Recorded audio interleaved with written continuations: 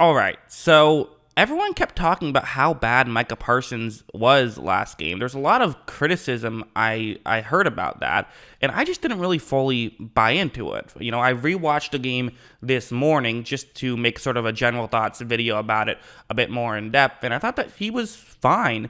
And the more I watched, actually, the more I liked. There were definitely a couple of criticisms that I'll talk about, but for the most part, I would actually say this was a promising performance. Maybe this wasn't as good when you compare him to prime Ray Lewis, okay, but I thought he did a lot well. And when he's a rookie linebacker, he made a couple rookie mistakes, and other than that, looked explosive. So if I'm a Cowboys fan, I'm excited with what I saw from Micah Parsons. I really am. So let's get into the film study, and let's talk about we'll start off with some of the negatives, and there's one in particular I do have to talk about. So first, I want to just show this play a couple of times. Watch Micah Parsons in the middle. I'll show it again. Micah Parsons moves in, and then it's going to go back out. And now I'm going to show a tweet. So the tweet I'm talking about is this one, and I saw this a couple times. So I saw Warren Sharp tweet about this saying completely lost. I also saw a Pro Football Focus account, which I feel like, as much as I love Pro Football Focus, their Twitter game is just the absolute worst. Their Twitter stuff is just completely horrible, even though I like a lot of what they do outside of that. But, they say completely lost, and that's not really a fair way to say it whatsoever. As Chris B. Brown points out, who I had never heard of before tonight, but I might check out more of his stuff because, he has a good point here. He says it's a rollover and back technique. The linebacker's first responsibility is to run, as in to stop the run. And once he sees the pass, he backpedals. He doesn't get there, but not completely lost. I think that's a very fair assessment, although I would still say there is a criticism in my opinion with this whole play. So let's go back here. Now I'm going to break it down. I showed it to you fully. Now I'm going to really talk about the ins and outs of this play. So what's happening is that it is going to be a play action with Leonard Fournette, and then you have Chris Godwin running over the middle. The zone I've circled is Micah Parsons' zone on this play. That's where he's supposed to cover. He's number 11. He's currently standing in that zone a little bit towards the left side of it. So once this play starts, you are going to see Parsons. This, to me, I think is a fair criticism. I think he bites a little bit too hard on the play action. I would say that because, at this point, it is going to be a lot easier to throw over the top. And this is something you see a lot of linebackers struggle with. And it's not a big deal to me because I think that this is a common thing you see linebackers do is bite too hard on play actions. And that's what I would consider him to be doing on this play. It's certainly not completely lost. This is fine. And I think the second part is what makes it look worse, even though it's not bad whatsoever. You see Parsons kind of drop back into coverage. He does turn his back for a second, and Chris Godwin is on the other side. Listen, maybe he could have read the play and realized that he should have been a little bit further over towards the right side of the screen than the left side of the screen. Maybe he could have guessed the winning lottery numbers too. That doesn't seem like a fair criticism whatsoever. I think the only thing I would say is he maybe bit a bit too hard on the play action, which, again, it's a Tom Brady play action. You're going to bite hard on that. To me, saying that this is a horrible play it's just not true in my opinion.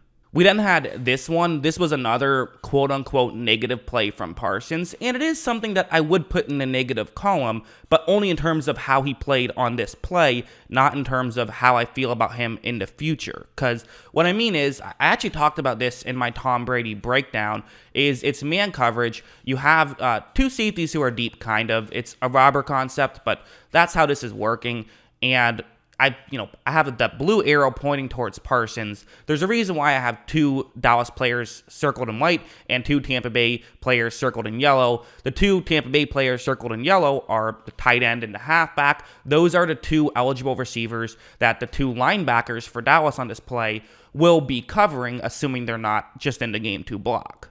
So the way this works is that Gronkowski is going to end up being the guy who gets the ball here. So the tight end is.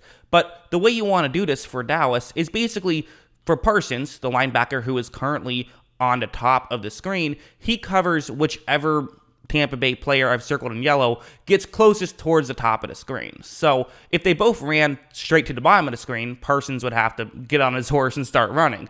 But that's probably not going to happen. One of them probably is going to go over the middle, and he covers that guy. That's basically what he's going to be trying to do here. And watch how right when this play starts, so you see Gronkowski going over the middle, and, I would say probably the one critique is Parsons was just a little slow in picking up that he should be covering Gronkowski.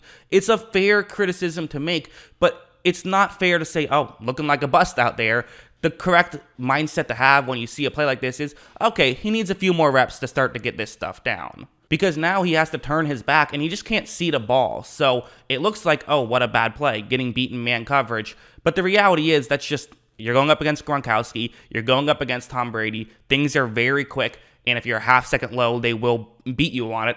And that's what happened there. And then there were some legit, just straight up great plays. Like something like this. What's going to happen is that it's going to be a double team, and then the center, Ryan Jensen, gets off the double team to go and block Micah Parsons. That's the way this is supposed to work. And watch how right when this play starts, so you see, Parsons reads it incredibly well and gets there very quickly. Maybe you could argue this is the criticism of Parsons, right? Because he, bit too much on that earlier play action, but the reality is, I wouldn't say so. I think that occasionally you're going to make the wrong call, but again, I've compared Micah Parsons to Devin White this entire draft process, and this was rookie Devin White. In fact, it's a little better than rookie Devin White, quite frankly.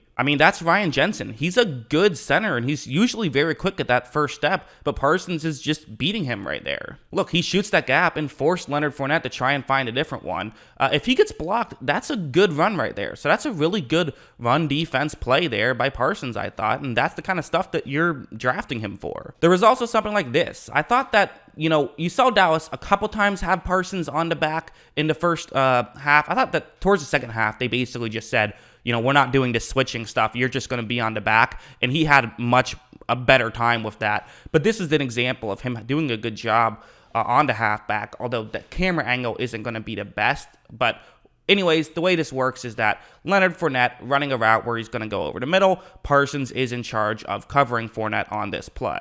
And so Brady takes the snap, and you're going to see that Fournette, he's cutting very early, and you can't see it on this play, but Parsons is about 4 or 5 yards off at this point. So it's going to be difficult for him to come in and make the play, you would assume. However, Parsons does run over, and he's going to knock the ball away. And this is what I said about Parsons during the draft, is people were concerned about, well, he might give up a little bit too much separation, but he's so good at closing, he can make that up, and he's so quick that he can make that up. So it's okay, and, you'll grow and get better at that stuff at the NFL level. You can't learn how to get faster at the NFL level, typically. That's not how that works. So I like someone like Parsons' skill set better than someone who maybe wouldn't have given up the separation, but also would have given up the catch. And something like this is just, it's a thing of beauty, quite frankly. So it's zone coverage. You see the zone that Parsons is trying to cover.